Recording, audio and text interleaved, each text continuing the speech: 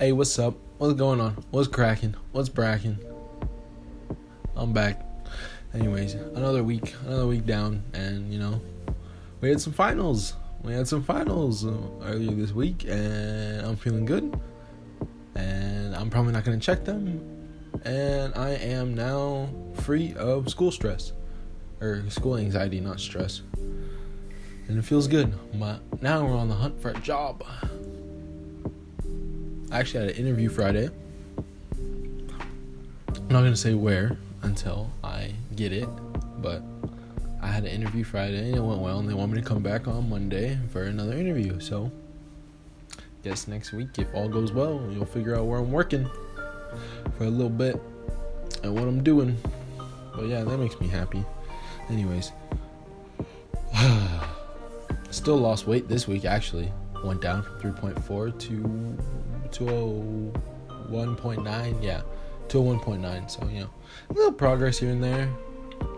It's taking me ever to get past 200. But, I've been saying it every week, I think, in every video, that this is the week for me to go below 200. But, this is the week, okay? I'm feeling it now. All right, this is the week.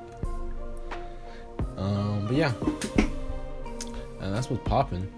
Besides the sickness that is happening right now,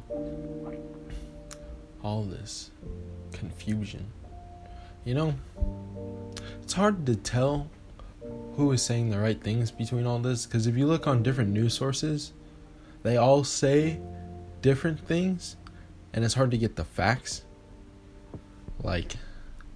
because you can have studies come out from accredited universities, and then the news goes ahead and contradicts them, and then the government contradicts that. I guess each state government too is doing their own thing from the federal government that's not really doing anything. But, personally, I don't think it's as bad as they say it is. I also think that from everything and all the different sources I've read and come to as a conclusion, I don't think it's as bad as they projected. Well, obviously, anyway. But even as they say it's gonna be projected, there's so many different things out there. They're mile-long symptom lists. Here, I'll look it up. I'll read out some of the symptoms.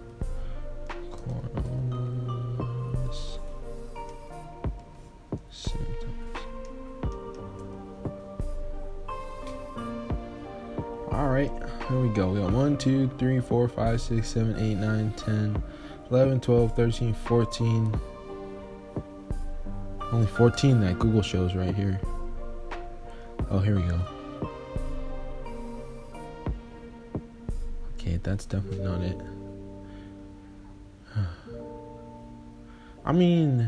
They're such basic symptoms. Any of these, with this symptom list that still keeps getting stuff added to it, it's very undefined for what it is. Granted, there probably still isn't that much information out there, although I'd hope there is by this point, but it doesn't look like it. But yeah, shoot. If you're dying, you're probably gonna have shortness of breath or difficulty breathing, and if when you catch a cold, really, you can't do any of these. Pretty much anything. If you probably have a strain, do a lot of work one day this week in quarantine, all of a sudden you're a little sore, and now you're looking online and that's a symptom of coronavirus. You might think you got it, but do you? Probably not. There's so much vagueness in that symptom list, bro. Plus, I know people were coming out with stories about young people getting it and all that, and there are. But I never hear anything on any news channel I've seen talking about that underlying conditions and tangent illnesses along with. That's definitely not the right word. That when you have two illnesses and coronavirus is one of them with something else, it makes it a lot worse.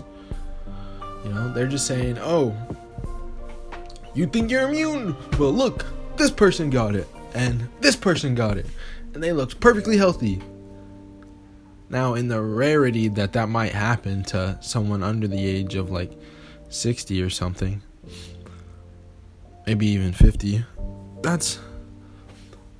Talk about how they got it, where they got it, why they got it. Did they have anything else with them instead of just giving me clickbait headlines, bro? And even in articles and stuff, it's all clickbait. What are they? The news is YouTube now? Anyway, it's just hard to tell. Hard to do, you know? Everybody's pushing something, right? Can you really trust? Is there any actual non-biased news out there right now? I don't think so. If you know any, I'd like to take a look at them. But who am I to take a look? You know, I'm no political expert. I'm just a guy trying to learn and understand the best he can without wanting to be fed something, an article that might give reason to behind it and ways to be preventative around it, and then somewhere through there's talking about governors and political figures in different orders, and you know, I just want the facts of the situation I am looking for. Is that too much to ask for? You know? Really? Too much to ask for.